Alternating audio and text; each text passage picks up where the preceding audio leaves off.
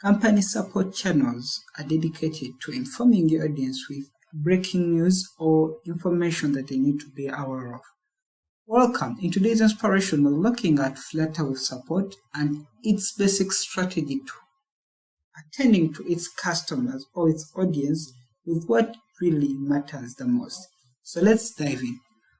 First of all, you need to focus that you need to make sure you're using support in your brand name, in the handle name. So you're looking at having 2 accounts. If you're a brand, you need to have at least 2 accounts where your audience reaches you directly for any support related content. So it's not advised unless you're on a lower scale, but if you're using social media and you're serving too many customers at once, you need to have a separate channel. So that's one thing. You might still be small, you might go away with having one specific channel of communication and inclusive of everything, but it would be smart having a separate support channel for communications, your primary customers or audience. So let's dive in and see what type of content. First of all, you need to push out, and above all, how the brand is need to be formulated.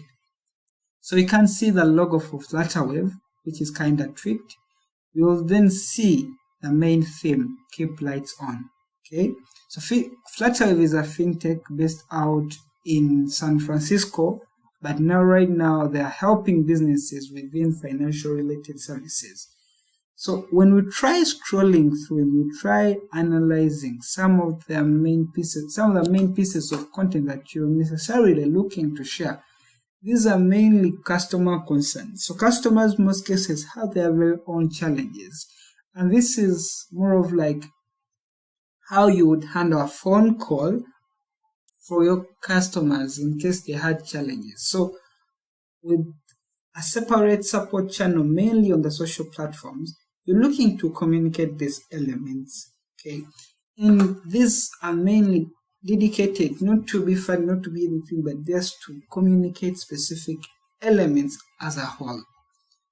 So we're seeing one of recent communication that was made, and apparently one of our clients or one of our customers had their very own challenges that they were facing.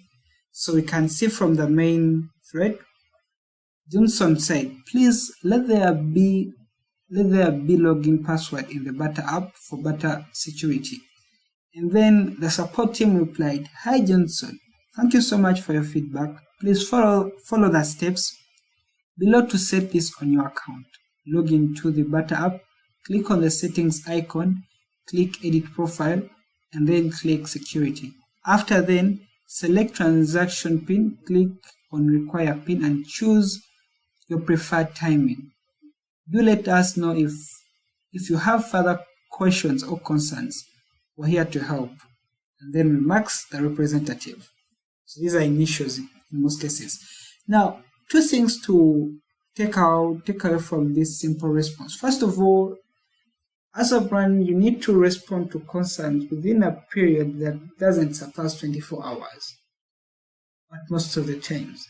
And then you need to respond to that. You need to recognize specifically who you're responding to. So in this case, we're seeing Johnson. They've tagged and retweeted, making it accessible to anyone that might have a specific or the same challenge with password security on their Butter apps. And that's another thing you can think of. You retweet or you add a screenshot, then you respond to that. Meaning anyone that might be even crossing by or scrolling by, then be like, okay, so this is how I need to set up my app. And basically be selling tons and tons of inquiries and questions. Basically, you're not looking to evaluate or measure the vanity metrics, because most of the times you're also even being close to what might feel real are very low. So basically that's one other thing you can think of while setting up a support line. But all in all, support lines are dedicated to your audiences. The communication you're sharing is related to answering their questions, listening and answering. You necessarily don't need to create any content for the support channels. Basically, you're making communications to your audience and what they know. One last thing, always respond in a timely manner. Respond as fast as you can, because it will provide and your customers or your audience trust in you. and above all, enjoy whatever you're doing. Above all, that I support. Thanks so much for the amazing work. You try as much as you can to respond. And above all, it shows how dedicated you are to your audience.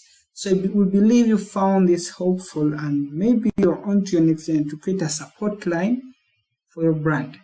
You might wait to delay it off if you're serving a low customer base, or if at all the kind of service or product you're offering don't necessarily require audience tweeting or publicly announcing their concerns. They might be in position to reach out to you on channels like your WhatsApp line or your email, which is the general rule of thumb.